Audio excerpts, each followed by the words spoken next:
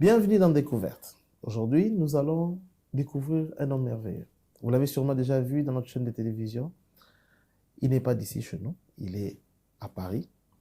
Il est précisément pasteur principal à l'église Philadelphie, Cité d'Adorateurs, Phila, c'est comme ça qu'il aime bien dire, Phila, Cité d'Adorateurs à Paris. Et il fait une œuvre merveilleuse.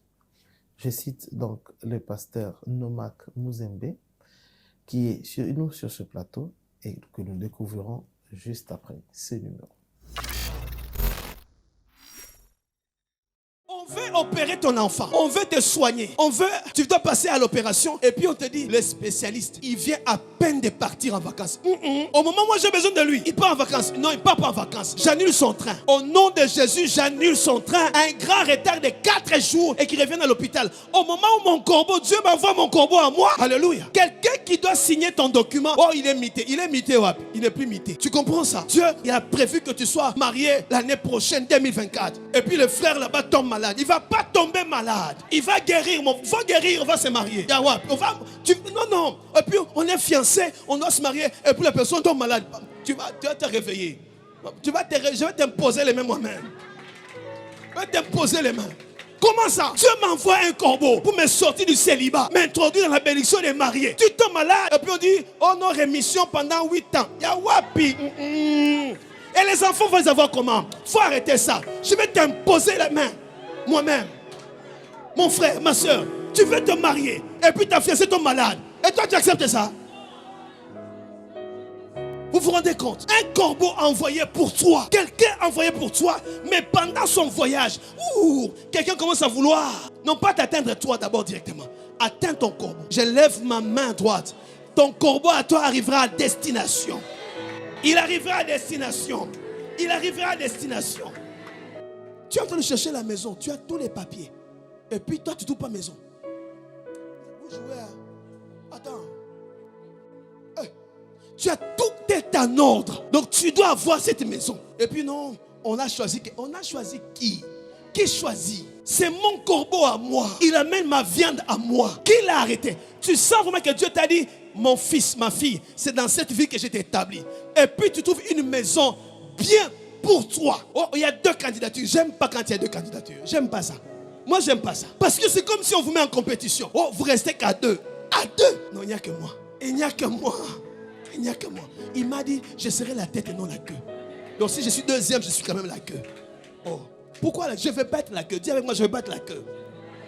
Pourquoi? Parce que quand tu es la queue, c'est dangereux. Un chien peut vivre sans queue. Donc tu es quelqu'un qui peut compter sur toi. Tu comprends ça? Dans une entreprise, ceux qu'on licencie, ce n'est pas le patron. Ceux qui sont à la queue là-bas. Tu dois refuser d'être la queue. Parce qu'un chien peut vivre sans la queue. Une entreprise peut vivre sans la queue. Sans les gens derrière. Et même quand il y a faillite, au lieu qu'on puisse enlever le patron, on n'enlève pas le patron, on enlève ceux qui sont au bas de l'échelle. Dis avec moi, je ne serai jamais la queue. Je ne serai jamais la queue. Au nom de Jésus. Acclame le Seigneur si tu es d'accord avec moi. Merveilleux, merveilleux.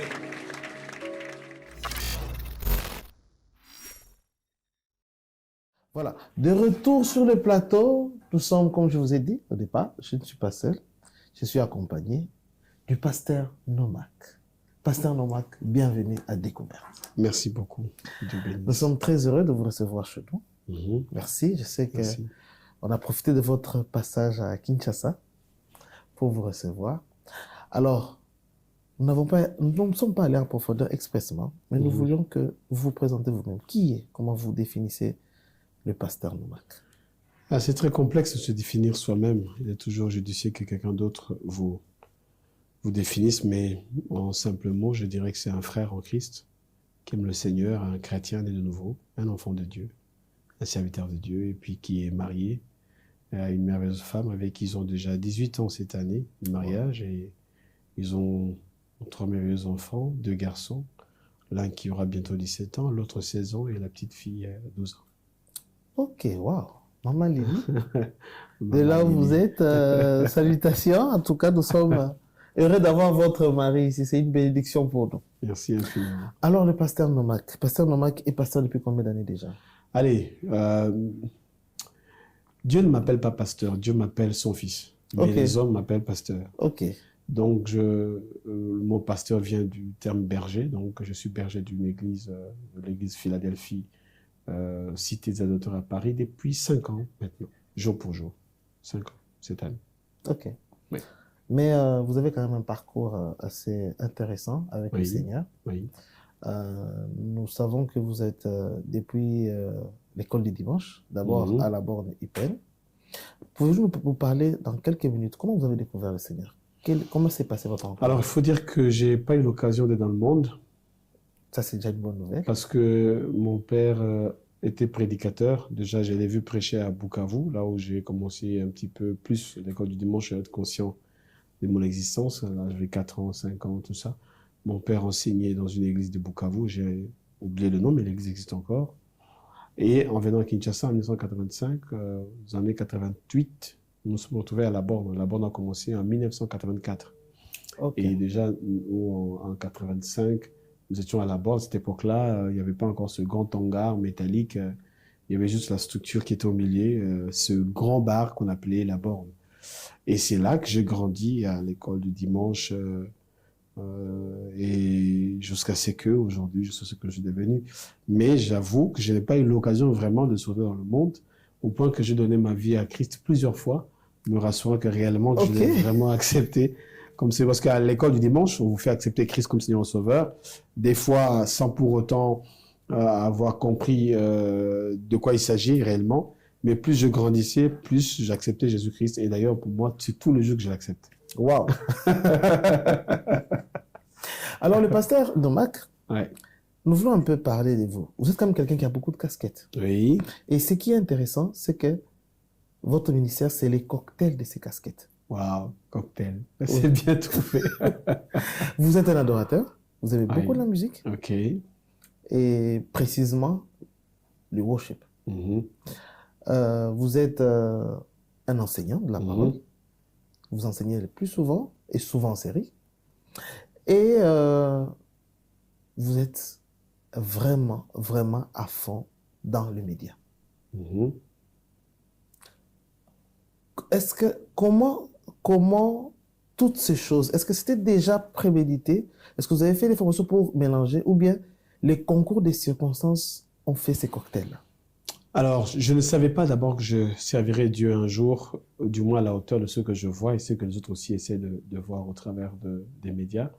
Je n'avais pas une idée claire que je serais pasteur. Mais maintenant, je peux, avec beaucoup de recul, constater qu'il y avait des signaux qui ne me trompaient pas. Donc, la photo, par exemple, j'ai commencé la photographie en 1998, donc 1998. Avec un petit appareil photo très petit comme ça, voilà, j'y croyais. Puis je fais la photo parce que mon père récoltait un petit peu les photos de tout le monde dans la famille. Mais sans savoir que cela allait servir pour l'œuvre de Dieu. Ça, c'est de 1. De 2, je suis passé par l'Académie des Beaux-Arts. Depuis 1998 jusqu'en 2002, j'ai fait l'Académie des Beaux-Arts à Kinshasa, donc dans le département de décoration intérieure, ensemblier décorateur.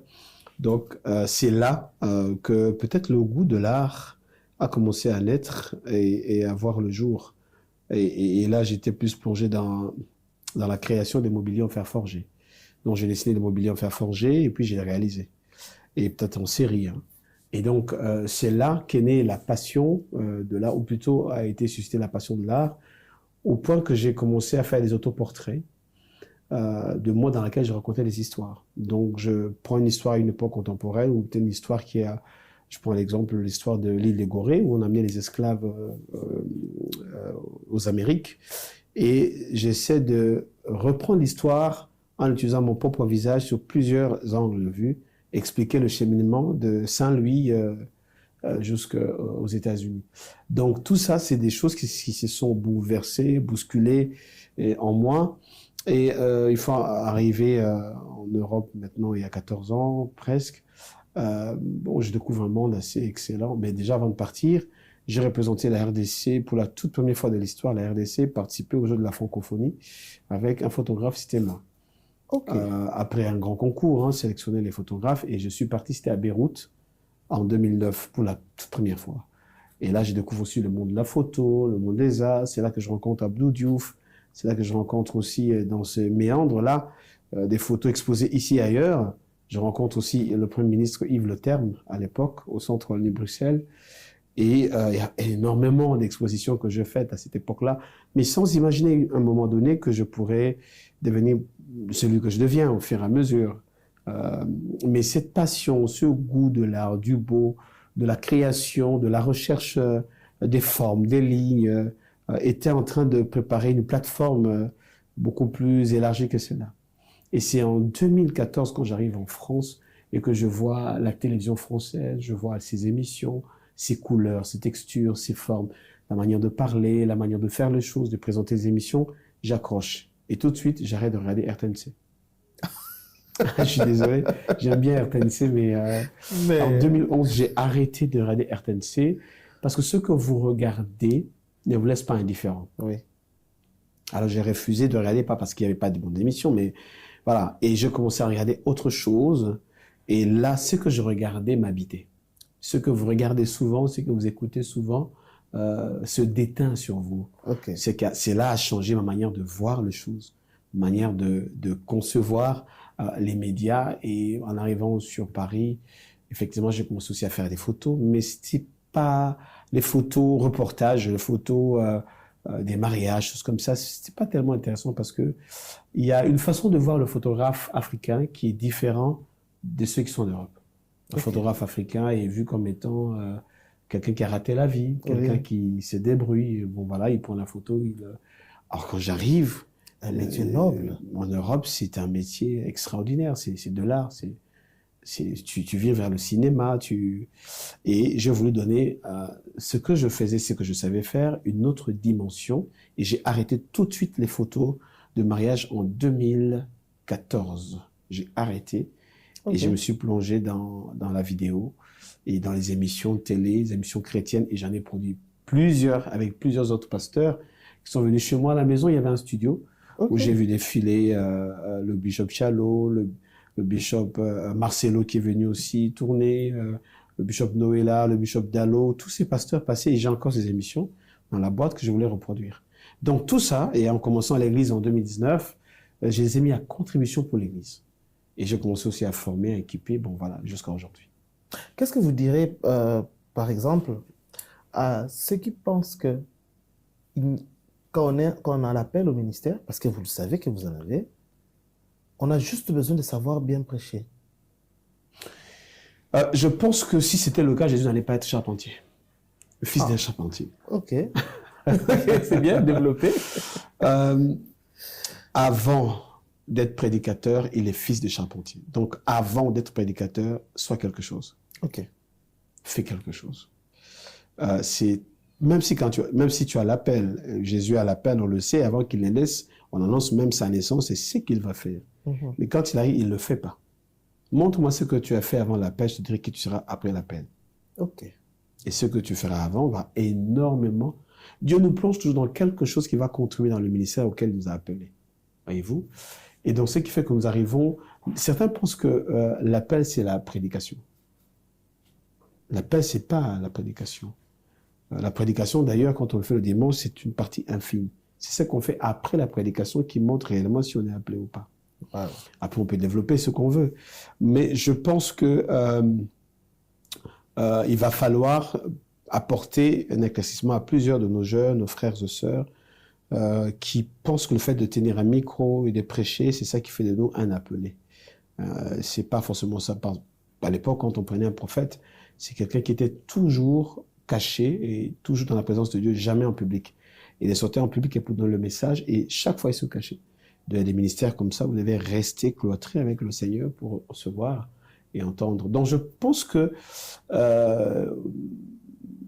il faut vraiment des colloques, des conventions pour enseigner sur ce que réellement l'appel, afin que nous puissions avoir un bagage qui nous permet non seulement de remplir la mission, mais d'accompagner le peuple de Dieu dans autre chose, voyez. Sinon, on va devenir un frein au propre ministère, à son propre ministère, si je peux dire ainsi. Wow. Ouais. Et faisons quelques années arrière. Vous êtes fils de l'apôtre Ronaldalo. Oui. Comment s'est fait votre rencontre avec l'apôtre Ronaldalo? Alors, c'est vrai que... Parce que vous êtes à la borne ici. Oui, j'étais à la borne, nous étions à la borne avec lui. Ok. Rapidement, si je peux dire quelque chose là-dessus, c'est que ça fait presque 28 ans que je suis à ses pieds. Wow. J'en ai 47 aujourd'hui. À cette époque, quand je l'ai connu, il avait une trentaine. Ok. Il avait à peu près 34 ans quand je l'ai rencontré. Il n'y avait pas de Philadelphie. Ça n'existait pas dans notre esprit. C'était dans le kairos de Dieu, alors que nous étions dans le chronos. Ok. Et donc, il y a eu comme une transition quand mon père mourait, quand mon père partait, parce que mon père était conseiller à la Borne à cette époque-là. Et lui était un jeune pasteur avec les autres pasteurs, comme le pasteur Kali, Kassenda et tous les autres pasteurs. Et quand mon père est décédé, c'était eux qui... pasteur Kali, par exemple, c'est lui qui a prêché avant qu'on aille à l'enterrement à Benteke à l'époque, en 1996. Et c'était comme une transition entre mon père qui partait et puis notre père qui rentrait. À cette époque-là, la paternité ou les dadifications, comme on le voit aujourd'hui, n'existait pas vraiment. Et puis, la Borne ne parle pas de daddy ou papi. Donc, la Borne, on parle plus de frère. Mais il y a comme une forme de paternité qui ne dit pas son nom, c'est-à-dire de prise en charge, même si elle est minime, mais vous la sentez pas, mais elle existait. Donc, c'est un peu... Là-bas, c'était, s'il n'y a pas paternité, c'est Yaya. C'est comme ça qu'on est resté en appelant Yadalo. Yadalo. Il n'y avait pas de... Mon daddy, c'est Dalo. Pasteur Dalo, l'apôtre Dalo, appelle ses fils aujourd'hui fils. Mais à l'époque, c'est dans le jargon de la Borne, le terme mon fils spirituel n'existait pas. Le bishop, le révérend, le patriarche Verneau qui est arrivé, qui est un expat, n'avait jamais inséré ça dans sa manière d'enseigner. Donc, on était tous frères. Donc, c'est à cette époque que j'ai fait rencontre avec lui. Et arrivé en 2002, il revient de Nairobi au Kenya. Et puis, moi, je termine aussi mes études à l'université. Il avait un petit groupe de jeunes qu'il encadrait chaque samedi. On appelait ça l'école de samedi et j'en faisais partie. Et c'est en 2006, quand il a commencé à avoir quelques soucis à l'église La Borne, qu'il a dissous le groupe. Pour pas qu'on dise de lui qu'il voulait faire une église avec ce groupe-là, il nous a dissous. On était un petit plusieurs jeunes, hein. J'en connais encore certains qui sont vivants, d'autres qui sont déjà partis dans la gloire. Il nous a dissous. Quand il s'est dissous en 2006, chacun devait bien sûr continuer à aller à l'église là où il était, donc on était à La Borne. Et c'est en 2007, quand il quitte La Borne, et que Dieu lui parle par rapport à Philadelphie, qu'il fait appel à certains qui n'avaient pas des charges à l'église de La Borne, entre autres moi. Il m'appellera avec d'autres jeunes. Il y avait un Tom, il y avait... voilà. Et on se retrouve un petit peu dans le coulisses en train de préparer ce que sera Philadelphie aujourd'hui. Et mon rôle à moi était de pouvoir imaginer la chair qui allait servir aujourd'hui à tous les prédicateurs de Philadelphie. Je l'ai dessiné, je l'ai réalisé, et le podium, et bien sûr, tout ce qui devait tourner autour. Et c'est là que... alors, quand tous ces prédicateurs qui passent prêcher à Philadelphie jusqu'à aujourd'hui doivent reconnaître qu'ils prêchent sur la chair que j'ai... Et sans savoir qu'un jour, moi-même, je prêcherai sur cette chair. Sans savoir que moi-même, j'aurai une chair. Quand vous venez, vous ne vous voyez pas pasteur? Non, quand on réalisait la chair et que l'église Philadelphie a commencé, j'étais photographe, toujours. Et moi, je m'occupais que de l'image, tu vas pas d'allô. Quelles les affiches? Je mettais en place des stratégies, des calendriers pour l'église, des carnets, des séminaires. Quand il y a un séminaire, j'en faisais des carnets avec le texte Papa Dalo, de sorte que ceux qui venaient avaient déjà acheté les carnets et trouvaient dans le carnet les textes de Papa Dalo, les versets du séminaire. Ils n'auront plus besoin d'amener un cahier. Donc, ils achètent le cahier, le carnet, et là, dedans, ils ont des versets, ils ont des grandes lignes. C'est plus facile. Ça, c'était une idée venant de vous? Ça, c'était une idée qui était de moi. On l'a réalisé plusieurs fois. Ce qui fait qu'on avait des carnets de tel séminaire, et puis il y a le thème, il y a le titre. Et l'affiche faisait office de couverture du cahier des séminaires. Et chaque année, il y avait un calendrier. Je voulais apporter du neuf. Et c'était ça, je ne me voyais pas prédicateur, c'était pas mon truc. Moi, j'étais toujours photographe. Et comment vous vous trouvez dedans? La prédication? Oui, en fait. Je suis étonné, je me D'où est-ce que c'est passé pour qu'aujourd'hui vous deveniez... je pense que si vous continuez à verser l'eau au pied des livres, vous serez Samuel, le prophète. C'est fort, ça. Samuel était en train de verser de l'eau au pied, n'est-ce pas, d'Élie, sans savoir qu'il est prophète. Alors qu'il n'est pas biologiquement le fils d'Élie. Et j'ai quand même une préoccupation quand même. La préoccupation est que dans la plupart de nos églises, Yeah. les personnes souvent qui s'occupent du média, etc., de la musique, etc., bon, je ne veux vraiment pas vous choquer, mais on a toujours l'impression qu'ils ne sont pas trop ancrés dans la spiritualité. Très bien. Le problème, c'est que le leader doit savoir que, d'abord, celles et ceux qui viennent travailler dans le média, ils doivent se mettre en tête qu'ils servent le Seigneur dans un ministère particulier. Et pour moi, le ministère des médias, c'est un ministère très, très important. C'est le ministère de l'expansion de l'Évangile. C'est ce ministère qui amène l'Évangile plus loin. Qu'est-ce que nous, on fait à FILA? Chaque département à FILA, nonobstant le fait que nous nous réunissons tous ensemble pour les temps de prière, chaque ministère a son temps de prière. L'équipe des médias a ses moments de prière, ses moments de retraite, ses moments d'agapé personnel, d'abord pour renforcer les liens entre eux, mais aussi pour avoir un temps de réécouter, de prier sur ce qu'on a enseigné à l'église pendant qu'on enseigne. Eux, ils sont pas là, ils sont en train de filmer. Et je vois parfois mes enfants, des fois, quand il y a des overflow, ils laissent la caméra. Ils laissent la caméra, ils l'ont dedans. J'ai vu ça plusieurs fois dans le média quand on était à Noisy-les-Grands, Clotilde, les autres qui laissent les caméras. Wow. Ils s'en vont. Ils sont dans la salle, ils nous on rate. Ils se mettent à prier. Et ça, j'apprécie ça ça. Je n'ai jamais dit ça à mes enfants qui sont à l'église, l'équipe des médias chez nous, c'est des vrais adorateurs. Wow. C'est que quand le overflow arrive, ils quittent tous les médias, ils laissent les médias, ils s'en vont dans la salle. Des fois, moi, je leur dis, mais rentrez aux médias là-bas, non, non, non, non. Voilà. Donc, je pense qu'il faut un temps de pause pour tous ceux qui sont dans le média pour avoir des temps de retraite, de prière, que pour eux. Et il faut que le pasteur se détache aussi de ces tâches de tous les jours pour aller, n'est-ce pas, s'attacher à cette équipe-là en leur enseignant les enseigner un petit peu en aparté, you know? Okay. C'est-à-dire que dans leur moment de prière de retraite, que le pasteur se détache de ce qu'il fait au quotidien pour s'attacher à eux et prier avec eux. Des fois, on sent que les pasteurs sont loin des instrumentistes, sont loin de ceux de médias, et que les médias sont là seulement pour accompagner le pasteur dans son élément, si on peut dire ainsi, you know? Donc, je pense que le pasteur doit pouvoir aider les équipes des médias à avoir du temps pour eux-mêmes, mais aussi avoir l'équipe en binôme. Une équipe qui travaille ce culte de dimanche, ce premier culte, et au deuxième culte, ils sont dans la salle. Ok, ils participent Et aussi. d'autres changent. D'autres choses. C'est comme ça, il faut faire ça. Wow. Mais il y a une chose quand même que nous avons remarqué chez vous. Oui.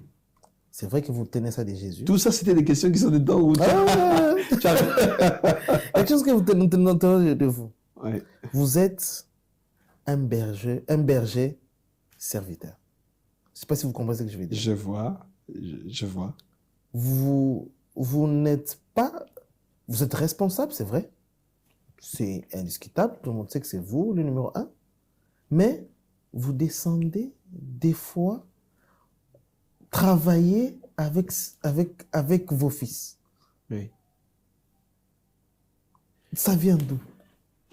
Parce que nous voyons des fois, vraiment c'est sans polémique, nous voyons des fois, souvent dans beaucoup d'églises, c'est que beaucoup des pasteurs principaux trouvent que se mettre à travailler, c'est comme une malédiction pour les fils. Mais nous avons vu par exemple, quand vous êtes entré dans votre nouveau bâtiment, vous mettez la peinture, vous êtes derrière les caméramans pour voir si c'est bien, vous faites un débriefing des médias pour savoir si tout est OK.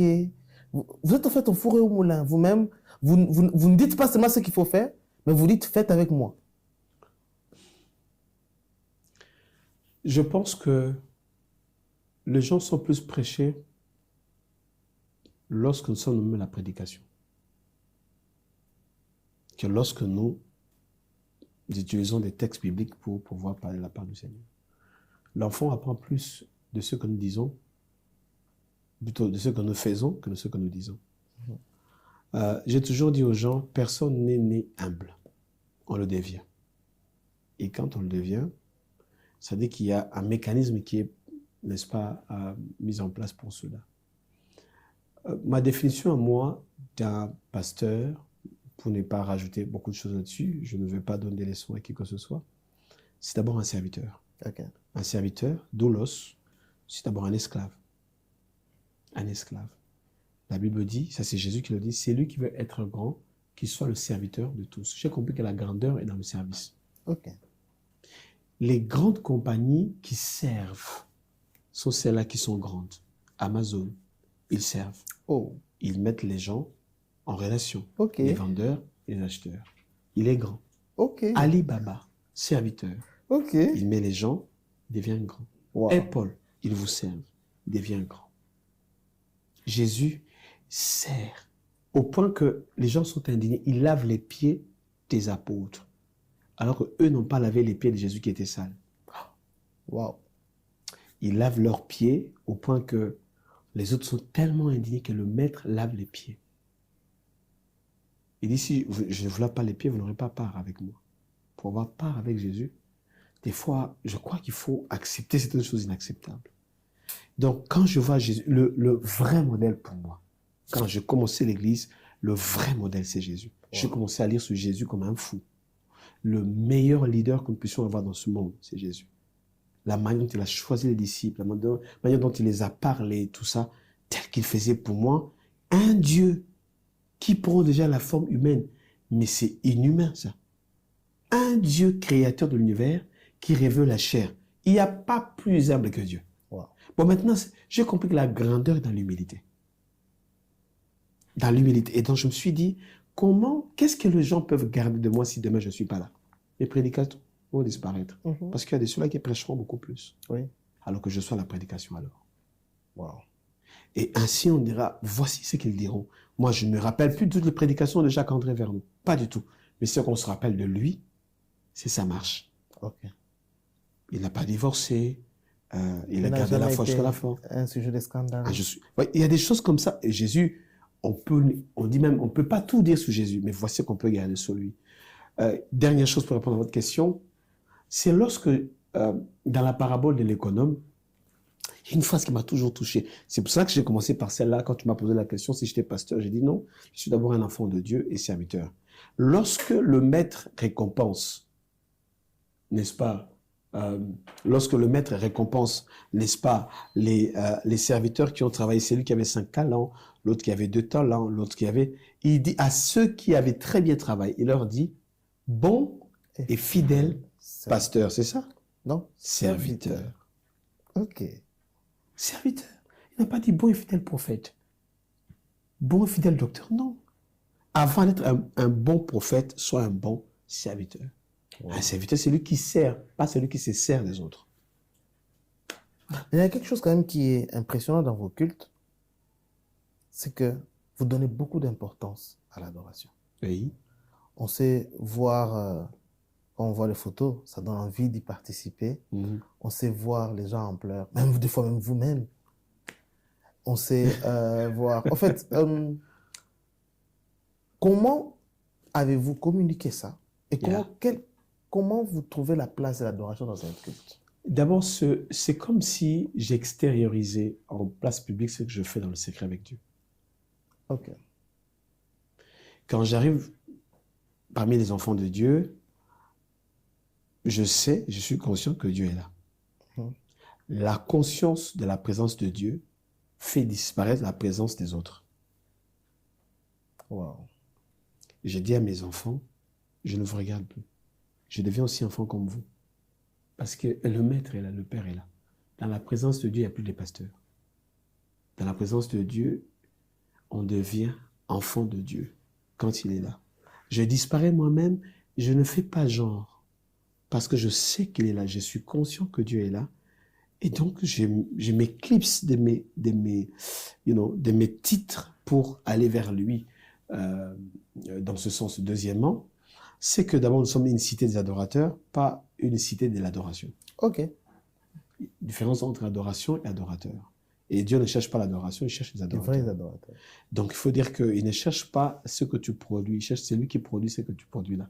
Il cherche les adorateurs. Okay. Il ne cherche pas l'adoration. Il cherche la personne qui adore, mais il dit, en esprit, en vérité, je ne vais pas rentrer dans ce débat-là. Mais par contre, puisque vous parlez de la présence de Dieu, pourquoi est-ce que nous, on prend plus de temps à adorer Dieu?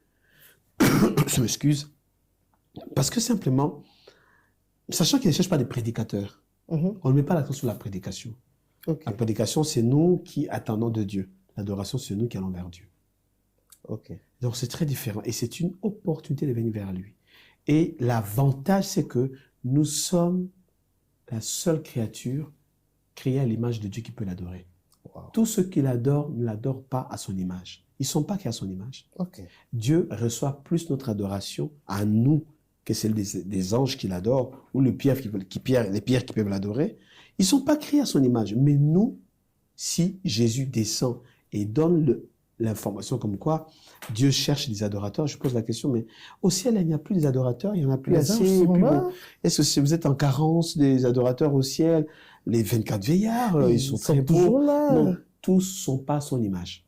Ok. Dieu est tellement beau qu'il ne peut pas s'adorer lui-même, qu'il crée un autre lui pour l'adorer. Waouh. Et c'était celui-là, c'est moi, c'est toi. Et c'est moi. C'est C'est pour vous. ça que le peu de temps que tu passes dans l'adoration avec Dieu, Dieu aime ça. Parce que Dieu ne peut pas s'adorer, c'est compliqué. Waouh. Donc, il faut qu'il crée un autre lui, un miroir. Tu vois comment tu t'admires?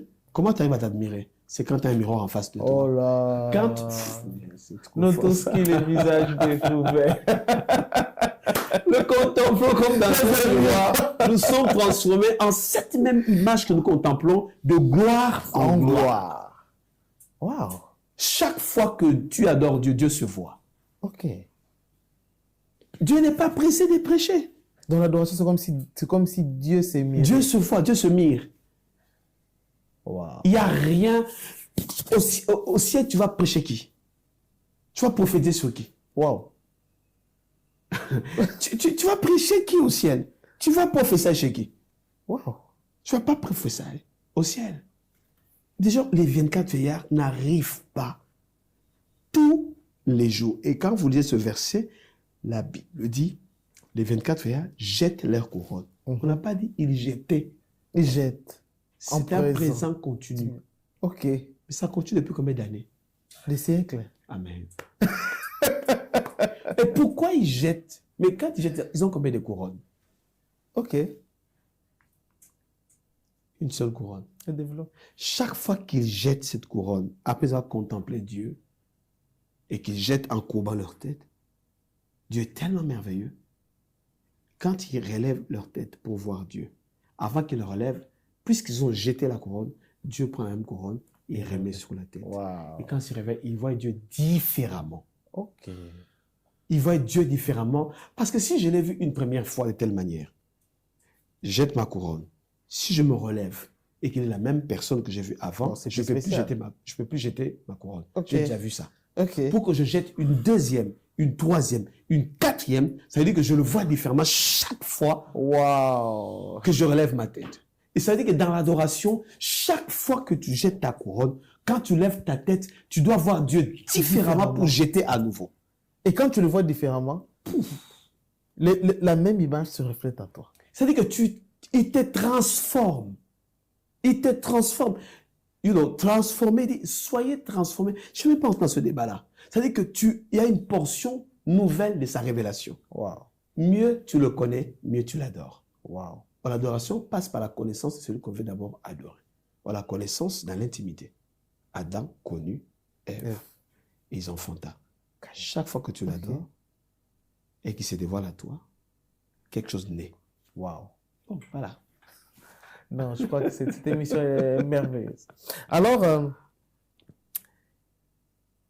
il y a tellement beaucoup de choses. Et on aime bien vos enseignements. Vos enseignements. Vous avez toujours la tendance à enseigner par série. Oui. Pourquoi? L'Église ne grandit pas avec les prédications. Ok. L'Église ne grandit pas avec les exhortations. Ok.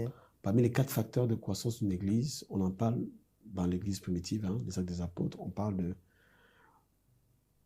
Il croissait dans les enseignements des apôtres. Ok. Il croissait 2 facteurs, croissait en qualité et en quantité. Par la fraction du pain, la communion fraternelle et les prières au pluriel. On commence par l'enseignement, on boucle par les prières. Parfait.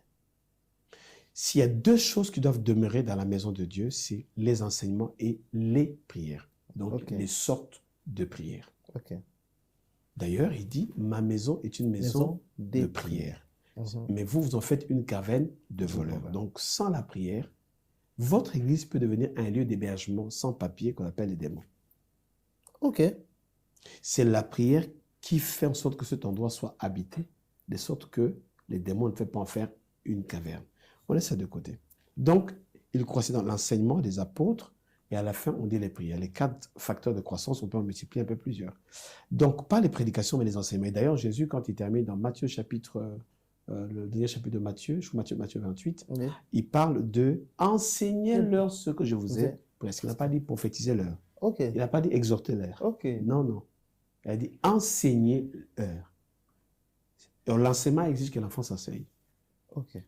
Et l'enseignement, quand on va à l'école, c'est des chapitres, Oui. des séries. Des séries. Waouh. Et vous aimez souvent les cultes longs. Mais c'est Pardon? très intéressant. Ce Oui. qui est intéressant, c'est que comment vous faites pour prendre beaucoup de temps et captiver les gens pendant longtemps? C'est pas moi, je pense que c'est le contenu et la soif de Dieu. Je pense que Dieu me donne des enseignements qui rencontrent la patience et l'attente de son peuple. Et si je vous assure, j'écris toujours avec beaucoup de difficultés parce que comment vous allez, ça ne vient pas de moi, vous attendez que le Saint-Esprit vous donne, j'écris au pas par pas, je n'écris pas en ayant des stocks, non, non. J'ai des séries qui ont fait 10 dimanches, 15 dimanches, 12 dimanches, 5 dimanches, 3 dimanches. Donc c'est quand vous commencez à écrire qu'il commence lui aussi à ouvrir la boîte de Pandore. Wow. Et il peut partir d'une idée, d'une pensée, d'une idée de quelque chose que tu as vu, que tu as entendu, et il te prépare à avoir une telle série. Donc, et parfois, quand je donne un thème, le thème vient après avoir tout écrit. C'est rare qu'il me donne un thème au début même. C'est très, très rare. Je commence à écrire sans savoir où est-ce que je vais. À la fin, le thème apparaît et puis il te dit, tu fais en 2, tu fais en 3, tu fais en 4. Parfois, je termine même pas parce qu'il y a tellement de choses à enseigner. Okay. Donc, je pense que l'une des meilleures façons de faire croître l'Église, c'est par les enseignements parce qu'il y a toute une suite logique qui permet au peuple de se caler et de suivre et de revenir. Parce que les prédications, c'est très très bien, c'est pour mettre des pauses. Dans l'enseignement, vous mettez des pauses, on prêche un petit peu, on exhorte un petit peu, et puis on revient encore sur les séries. Et je pense que le peuple grandira beaucoup plus vite et plus mieux, parce que c'est le repas qu'il faut pour la croissance d'une vie chrétienne. Mais vous ne vous dites pas à un moment que si vous avez des séries assez longues, c'est que Dieu vous en donne beaucoup? C'est que l'inspiration est quand même plus grande. Oui, je pense que ça doit virer à l'écriture, c'est-à-dire à c'est là où je voulais livres. atterrir en fait. Oui, parce qu'on a déjà commencé à travailler, je ne dirais pas le nombre de livres qu'on est en train d'écrire déjà. Okay. Donc on est en train de transformer, enfin pas transformer, mais faire de livres sur tout ce que j'ai enseigné, parce qu'il y a énormément de choses. Un de mes fils m'a fait une surprise en m'amenant un livre de moi déjà fini, déjà terminé. Il dit, papa, j'ai les mêmes en anglais. Oh, j'ai dit, cet enseignement est extraordinaire, j'ai les mêmes en anglais. Donc, je suis très étonné. J'étais obligé maintenant de commencer à relire pour corriger et puis préparer l'endossement de ce livre et d'autres livres qui vont venir. Gardez-moi en prière simplement. Je pense que Dieu fera des belles choses. Ces longues séries doivent vraiment être changées ou arriver à devenir un livre dans plusieurs langues afin de permettre... pour aujourd'hui, on veut en faire en 5 langues. Le français, l'anglais, l'arabe, l'espagnol et puis l'arabe. Non, j'ai dit l'arabe. Non, l'allemand. Non, l'allemand, oui, voilà. Ok, et l'allemand. Ou plutôt le créole, parce que on entendra par rapport aux statistiques de celles et ceux qui nous suivent dans le monde, c'est par là qu'on peut produire des livres, et puis on peut voir par la suite ce qu'on peut faire. Bon, si on a un peu d'argent et qu'il y a des gens qui veulent aussi apporter leur pierre de construction, pourquoi pas. Alors, nous allons enterrer maintenant sur les derniers points, parce que vous l'avez introduit. Ceux qui nous suivent. Oui. Nous voyons que le pasteur Nomak a une passion aiguë pour les médias. Et nous avons découvert le pasteur Nomak dans les médias. Ok. Et quelle importance vous donnez aux médias à l'évangile d'aujourd'hui? Alors, pour les médias, ça sera l'accomplissement d'une prophétie dite par Jésus. Ok. Pour les médias. Il avait dit, le Fils de l'homme ne reviendra pas sur terre tant que l'évangile n'atteint pas les extrémités de la terre. Or, aujourd'hui, on a ces espèces de maladies qu'on appelle coronavirus et tout, qui ont donné un aperçu sur le fait que il peut y arriver à n'importe quel moment que le peuple soit cloîtrés, cloisonnés dans la maison pour qu'ils ne sortent pas. Ok. Alors, quel est le moyen par lequel l'évangile va atteindre les extrémités de la terre afin que le Messie arrive? Ok. Si nous voulons hâter le retour de Christ, il va falloir que nous puissions vraiment propager l'évangile jusqu'aux extrémités de la terre. Et la seule façon d'y aller pour ne pas payer le billet chaque fois pour tout le monde Mhm. et commencer à apprendre les langues, Mhm. c'est d'utiliser les médias. Ok. Aujourd'hui, l'intelligence artificielle est un des facteurs négligés par les églises. Ok. C'est très dangereux lorsqu'on utilise l'intelligence artificielle autrement, parce qu'il y a des jeunes prédicateurs maintenant qui vont sur l'intelligence artificielle, plusieurs petits logiciels, software, ils mettent un thème et l'intelligence artificielle leur produit une prédication. Oh. Sans que cela vienne et inspirer de Dieu. C'est très dangereux. Mais je pense que dans chaque église, on devait avoir une cellule qui pouvait réfléchir sur les nouvelles technologies, l'apport des nouvelles technologies dans l'expansion de l'évangile. L'apport des nouvelles technologies dans l'expansion de l'évangile, ou dans l'évangélisation. Vous me donnez un sujet de réflexion. Et justement. Donc, il faut qu'on réfléchisse parce que le monde va très vite. À une époque, il n'y avait pas de sites internet, on en a. À une époque, il n'y avait pas d'application, on en a. Aujourd'hui, ce n'est pas les applications qu'il faut. Alors, pour nous, les médias, on se dit, d'ailleurs, on en parle, comment transformer les prédications du pasteur Nomak en anglais pour qu'il ne soit pas obligé de prêcher en anglais. Ok. Comment je peux prêcher en français et d'autres l'entendent en anglais? Mhm. Il faut des traducteurs dans la salle. Donc, il faut qu'il y ait des traducteurs qui soient aux médias, qui portent de casque, pendant que moi, je prêche en direct. J'ai une page en allemand, une page en espagnol, d'ailleurs, je les ai déjà. C'est-à-dire que sur cette page-là, lorsque je prêche, il y a quelqu'un qui lui traduit en allemand ma voix ou les prédications, et sa voix est entendue par tous ceux qui sont connectés à cette page Nomak en allemand. Mhm. Ça fait que l'évangile commence à atteindre les Allemands alors que je suis sur place. Je n'aurai plus besoin d'apprendre la langue allemande ou française. Wow. Aujourd'hui, avec l'intelligence artificielle, il est possible de transformer, d'avoir sa voix dans une autre langue. Donc, il faut que nos églises puissent être très passionnées par cela. Ça va vite véhiculer le message. Je penserai plutôt à la francophonie. Nous avons des très bons messages. Mhm. Que si on mettait ces textes en anglais, en créole, quelqu'un qui est en train de mourir et attendre Dieu aurait pu entendre mon message que j'ai prêché récemment sur les épreuves ou sur l'école de Pierre dans sa langue. Ok. Parce que les langues créent des barrières. Mhm. D'ailleurs, ces barrières ont été placées à l'époque de la tour de Babel. Oui. Oui. Donc, les barrières ont commencé par là, chacun dans son sens. Donc, maintenant, si on peut commencer à prêcher dans toutes les langues sans se déplacer, alors là, l'évangile va atteindre les extrémités de la terre et Christ pourra revenir de sitôt. Donc, pour nous, vraiment, à la Cité des Adorateurs à Paris et dans nos extensions qui débutent désormais, nous sommes en train de nous battre pour avoir du matériel et des hommes et des femmes aguerris pour véhiculer le message dans ces langues parce qu'aujourd'hui, même les nations, quand ils veulent se parler entre eux, les chefs d'État et autres, ils passent par Twitter, par X, ils passent par Instagram, Snapchat, TikTok et autres. Donc, vous ne pouvez pas éviter ou empêcher ou réfuter l'apport du média dans l'expansion du mal, mais aussi du bien. Dis bien. Parce que l'Antichrist aussi, quand il viendra, je ne serai pas là. Mhm. Quand il viendra, il va utiliser sur les réseaux sociaux. C'est bien dit, il ne sera pas Non, là. je ne serai pas là. Je compte aussi à ce que tu ne sois pas là aussi. Quand il sera, je serai déjà parti. Voilà. Wow. Et c'est vraiment merveilleux. Nous avons passé du bon moment, mais le Merci. temps nous fait défaut. Effectivement. Pasteur Nomak, quel conseil vous donnerez à l'église du Congo aujourd'hui? Vous étiez ici, vous êtes parti, vous avez appris beaucoup de choses. C'est vrai que vous étiez déjà excellent ici, parce que ça, c'est quelque chose qui vous caractérise, l'excellence quand même. Et puis, aujourd'hui, quand vous voyez l'église que nous avons, on n'est pas des donneurs de leçons, c'est vrai, mais nous pensons que nous pouvons quand même donner un avis. Si je peux apporter, si je n'ai pas l'étoffe pour pouvoir apporter une quelconque correction sur l'église du Congo, je me considère comme étant, moi-même, je me considère comme étant Jean-Baptiste. C'est-à-dire c'est lui qui vient préparer le chemin des autres. Je me considère aussi comme étant le pont entre la vieille école et la future nouvelle école qui arrive. Dans notre génération, à nous, à cette époque-là, il n'y avait pas de médias. Nous étions très proches de nos aînés, au point que ce qu'ils disaient, eux, étaient paroles d'évangile. Il n'y avait pas les réseaux sociaux et tout le reste. Aujourd'hui, la génération d'aujourd'hui et confronté à des multiples enseignements sur les réseaux sociaux.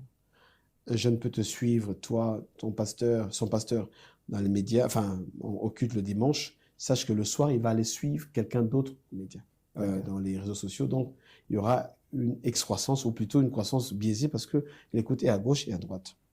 Maintenant, qu'est-ce que je peux dire? À l'Église du Congo, c'est un peu trop fort. Je n'ai pas cette étoffe, je n'ai pas cette qualificatif-là, parce qu'il y a encore des aînés qui sont là, et même s'ils n'étaient pas là, plutôt je peux parler aux jeunes prédicateurs, à celles et ceux qui sont appelés. Ils sont nombreux qui sont appelés. Ils sont nombreux.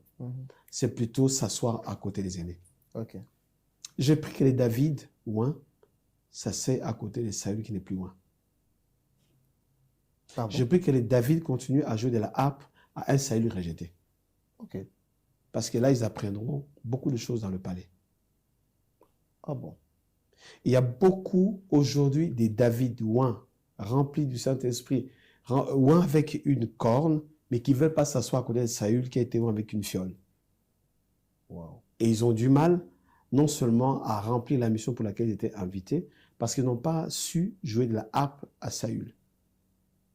En jouant de la harpe à Saül, on apprend les us et coutumes de ce à quoi nous sommes appelés demain.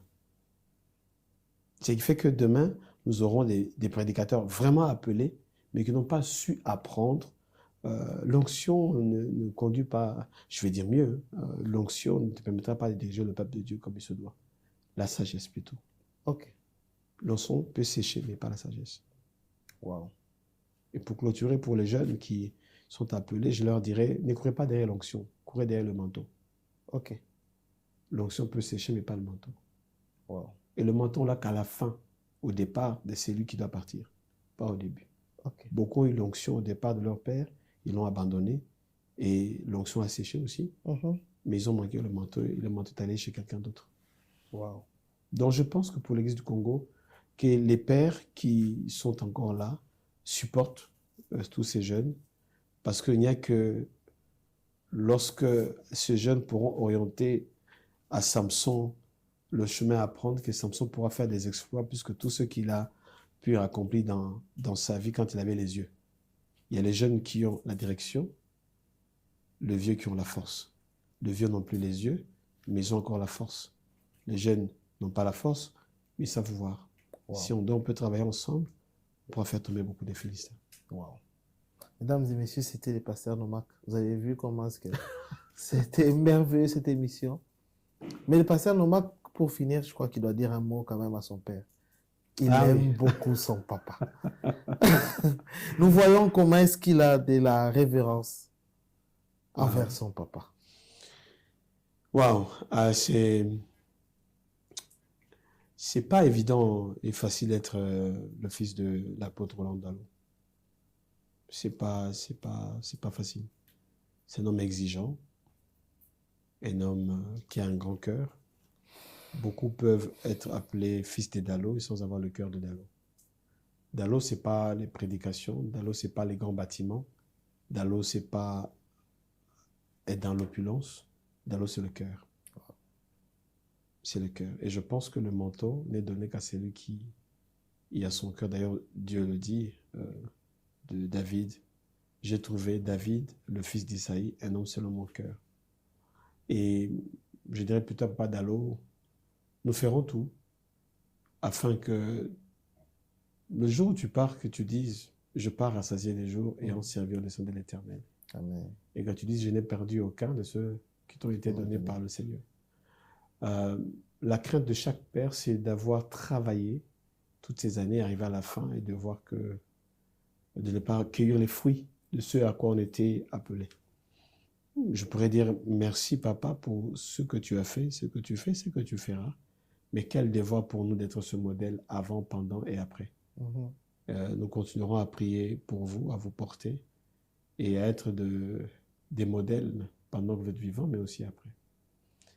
Et je crois que la grandeur du nombre de Dieu n'est pas observée par la qualité des bâtiments qu'il laisse, mais plutôt par la qualité des bâtis dans ses fils. Jésus n'a pas laissé un bâtiment, mais il a laissé des hommes bâtis. Amen. Peut-être que je n'aurai pas un grand bâtiment de ton vivant. Je n'aurai peut-être pas beaucoup d'extensions. Mais j'aimerais quand on serait au ciel, que tu rencontres des gens qui te disent, ah ouais, je suis ton petit-fils. Ok. C'est par vous, par votre fils que j'ai accepté que je suis au ciel. Et là, je sais que ta couronne sera ornée de beaucoup de diadèmes parce que tu auras bâti en un homme et dans cet homme, tu auras vu énormément d'autres hommes qui sont revenus à Christ. C'est tout ce que je peux dire. Que Dieu te garde en vie assez longtemps pour que tu voies, un peu comme c'était le cas de Siméon. Et puis, le jour où tu partiras, que tu pars en souriant, en disant, j'ai accompli ma mission, j'ai achevé ma course. Et désormais, la couronne m'est réservée. Wow. Voilà. Non, c'était merveilleux ce moment. Papa Dalo, vous avez entendu. Donc, Merci. pourquoi nous faisons ça? C'est pas, bien aimé, peut-être que vous nous suivez, c'est pas pour faire des éloges ou quoi. Mais je pense qu'il faut donner l'honneur à celui qui est dû et il faut reconnaître les œuvres des personnes quand ils sont vivants. C'est un patriarche, c'est une personne qui a fait un travail merveilleux et que nous croyons que on a besoin que le Seigneur Amen. les garde encore, parce que nous Amen. avons beaucoup à apprendre de lui. L'Église a beaucoup à apprendre de lui. Amen. C'était donc le pasteur Nomak Mouzébé des filles de la cité d'adorateurs de Paris. Paris, c'est à quelle adresse déjà? Nous sommes maintenant à Ponto Combo, dans le 117, le 340, et au 8 rue Saint-Claude, pas loin de Noisy-les-Grands, pas très loin de la gare. Donc, Ponto Combo, en région parisienne, au numéro 8, sur la rue Saint-Claude. Voilà. Si vous êtes à Paris, si vous faites un tour à Paris, passez le temps là-bas. Vous allez adorer l'adoration. Vous allez adorer vous allez aimer l'adoration. Vous allez aimer la prédication, l'enseignement. Vous n'allez pas. Moi-même, j'ai assisté une fois là-bas. Vous n'allez pas regretter cela. Amen. En tout cas, je vous donne rendez-vous la semaine prochaine pour un autre numéro avec une nouvelle découverte. Pour aujourd'hui, on s'arrête là. C'était donc le pasteur Nomak Mouzébé des filles de la cité d'adorateurs et on se voit la semaine prochaine. Que Dieu vous bénisse. Au revoir. Au revoir.